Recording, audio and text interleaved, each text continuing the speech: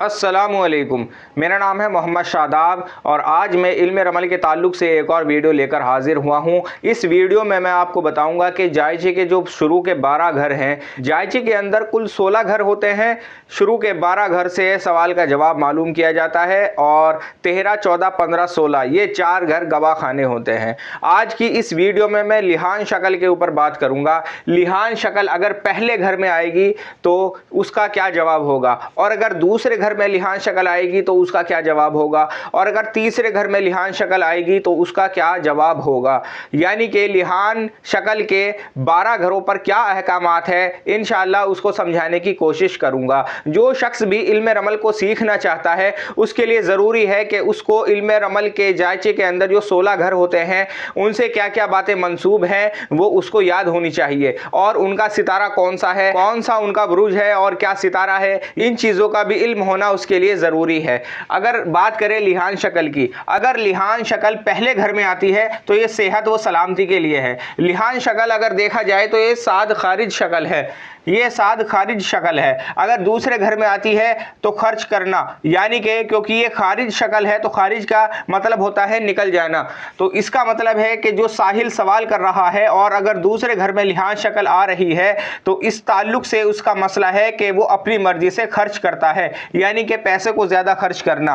अगर लिहान शक्ल तीसरे घर में आए तो तीसरा घर होता है सफ़र के लिए। अब इसमें छोटे सफ़र से फ़ायदा होगा। अगर वो कोई छोटा सफ़र कर रहा है, दूर दराज का सफ़र नहीं कर रहा, कोई छोटा सफ़र कर रहा है और इस ताल्लुक से उसका सवाल है और लिहान शक्ल तीसरे घर में आई है तो उसका ये सफ़र उसे फ़ायदा देगा।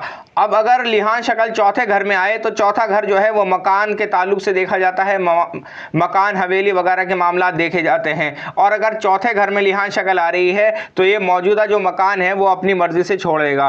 और अगर लिहान शक्ल पाँचवें घर में आ रही है तो पाँचवें घर से जो मसले देखे जाते हैं वो औलाद और माशूक के मसले देखे जाते हैं। तो इस ताल्लुक से जो भी मसला है उसका, अगर माशूक से ताल्लुक कोई सवाल है या औलाद से कोई ताल्लुक कोई सवाल है तो उसको उसमें फ़ायदा होगा, यानी कि खुशी की खबर मिलेगी। और छठा खाना होता है, जो छठा घर होता है वो होता है बीमारी को देखना, वो चाहे सहर हो, जादू हो या जिस्मानी बीमारी हो, छठा घर है, छठे घर में बीमारी के मामला देखे जाते हैं। और लिहान शक्ल अगर छठे घर में आती है तो बीमारी से शिफा होगी। अब बात करते हैं सातवें घर से। सातवें घर से जो मामला देखे जाते हैं वो अक्सर इश्क और मोहब्बत के मामला देखे जाते हैं। अगर लिहान शक्ल सातवें घर में आ रही है और औरत के ताल्लुक से उसका कोई सवाल है तो यह है कि उससे जुदाई हो जाएगी, और अगर शादीशुदा है तो तलाक भी हो सकती है। और आठवां घर है दुश्मन से, आठवां घर जो मंसूब है वो दुश्मन से मंसूब है, और अगर लिहान शक्ल आठवें घर में आ रही है तो दुश्मन से नुकसान का अंदेशा है, यानी कि दुश्मन से नुकसान होगा। अब नवे घर है, जो जायचे में नवा घर है वो है दूर के सफ़र के लिए। अब लिहान शक्ल अगर नवे घर में आ रही है तो दूर के सफ़र से भी उसको फ़ायदा होगा। अब 10वें घर की अगर बात करें, लिहान शक्ल अगर 10वें घर में आ रही है और उस शख्स का कोई मुकदमा वगैरह चल रहा है तो वो मुकदमा खारिज हो जाएगा।